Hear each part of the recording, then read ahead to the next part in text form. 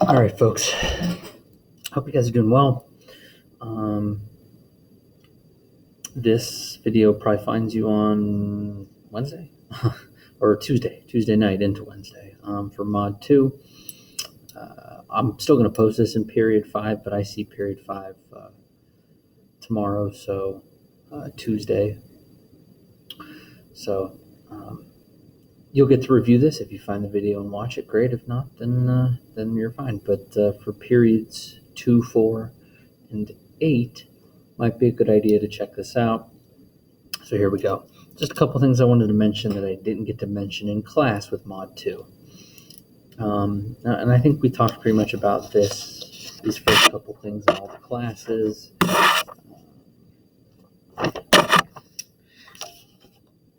I do think, I'm going to skip to like number 7, where things get kind of weird. Not weird, but just things you may not have seen in a while. Let's take a look at number 7. It says Javier's score on a science test is equal to the upper quartile value of all the scores on the test. So you're thinking about, let's say your class took a test, and I have all the tests, and I have them all the scores laid out in order. All right, and it's saying that Javier got a score in the upper quartile. We'll talk about what that means here in a second, all right? But based on this information, which statement about Javier's score is most likely to be true? Now I'll have to deal with the number 75, and here's why. Quartiles, think quarters, quartile. It's got that same prefix, quartile, 4. It's cutting the data into 4 pieces. So if I had all your tests laid out and I organized them in order, the way that quartiles work is the first quartile is the first 25%. All right, the second quartile is 50% of the scores. And this has nothing to do with the actual score. This is not saying that some people got a 25%, some people got a 50%. It's saying that let's say all of the scores were, 60, 62, 75, 80, 90, 99, 93. It's not exactly in order, but see how all of these scores, it has nothing to do with 25%, 50%, 75%. It's just splitting the data into 4 parts and seeing kind of where everything lies. Okay, so this doesn't have to do with the score. So Javier's score, we don't know anything about his actual score. All we know is that he was in the upper quartile. Here are the quartiles. I know it looks like there are only 3 quartiles, but that's because there's 1, 2, 3, and then 4. It's how you split it up. So the first quartile is 25% of the data. Quarter 2 is 50% of the data. Quarter 3 is 75%, and then obviously there'd be a quarter 4. That's the other 100, but we only need those 3 splits. All right, and this is the upper quartile. This is the lower quartile. This is the median or middle. Okay, so all of the data we can kind of split into these 4 different pieces, and it's saying that Javier's was in the upper quartile. So it's not saying his score is 75. His score could have been 100. That's in the upper quartile, so that's not it. His score is greater than 75 other scores. It doesn't say how many people took the test. 75 seems like a lot, I guess, if you're thinking like college classes, big classes like that, but that's not guaranteed. There could be 75 scores, but it doesn't say that. So we can't. It's when it asks most likely to be true, it's talking about what's most likely to happen. Which of these is most likely to be true, and these don't have any proof really. Okay, it says Javier's score is the same as 75% of all the scores, and Javier's score is greater than 75% of all the scores. Well, think about what his score is in the upper quartile range. It doesn't say it's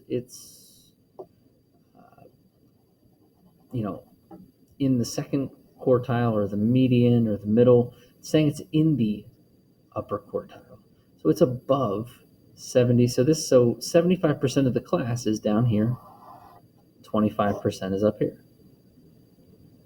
All right, so it'd have to be is greater than 75% of all the scores. Okay, so quartile doesn't have anything to do with the actual scores. It just has to do with how you're breaking apart the data.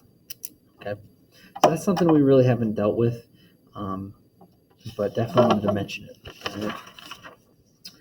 8 is a complicated little problem. It's a circle graph, and it shows all of the students that are enrolled in this high school. And you got freshmen, sophomores, juniors, seniors. These are the percentages. So you can see they're all pretty close. It's about 25% each, but there's a lot of freshmen coming in, which that makes a lot of sense. Classes seem to be getting bigger by a little bit, so that makes sense. And you can see they're all pretty close. So, but more freshmen than seniors. Not very many sophomores. And so that's kind of how it breaks down. But those are percentages. Those aren't the number of students. That's percentages. Okay. Now it says there are currently 448 freshmen. So I'm going to go ahead and put that 448 right here. Okay. And then it says about 75% of seniors, kind of switches gears there. This is freshmen.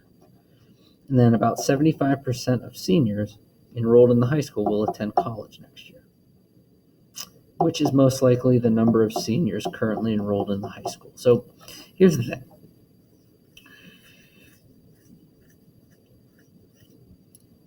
%28 of the entire school is 448. So there's a couple things we could do here. If 448 is 28% and this is 24, it's going to be less, of course, but it's probably not going to be that small. If we wanted to eliminate an answer, 28% compared to 24% is only 4%. So I'll keep 288 as a possibility, but it's more than likely going to be in the 300s. Okay. So here's the problem. We want to talk about the seniors. Specifically, we want to get the number of seniors, and then we want to take 75% of that. But right now, we have no other information about the seniors other than a couple percentages. The freshmen, though, 28% is the same as 448 students. Now, what we don't know is the total, but we do know it's 28% out of 100. You can set up a proportion. How did I do that? I know 448 is out of a total, right? Obviously, 448 is not all of the students. It's just the freshmen. So it's out of some total. We don't know how many. That's what we want to find, right? And then 28 is 28 out of 100. 28% out of the full pie, that's 100. And so we can set up a proportion and solve that.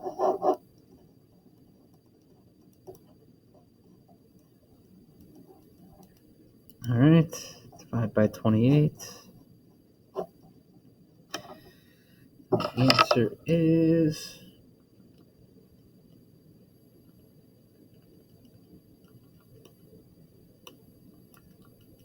1,600. Okay, so 1,600 is the total number of students, like all of them, all of the students in the school. So the whole pie would be 1,600 total students. Okay, so we've gotten out of the kind of freshman dealio there with 28% and 448. Okay, solve the proportion. Sorry, I didn't really finish that out. Multiply the 448 times 100, 28 times x, they're equal, divide by 28. Okay, now things actually get a little easier from here. Once you get out of the freshman zone, we now have all the students, and 24% make up 1,600.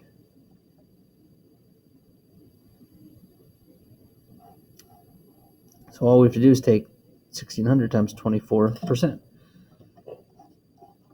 All right, so times 0.24, so 1,600 times 0.24 is 384. Now, before you hit the the D button there and go for it and say that's the answer. Here's the problem. That's just all of the seniors. That's all of the seniors. 75% of them are going to college. So you have to take 75% of that.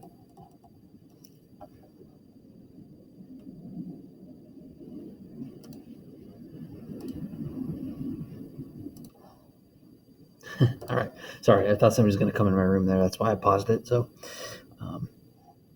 take 75% of all the seniors. This is the total. This was the freshmen. We used this proportion to take to know that that's 28%. To find the total, 1,600. That's all the students. 24% is 384. Then we take 75%, and that's 288 seniors going to college. All right. So there you go. I'm going to stop the video for this one. You can go to the next one, and take care, guys.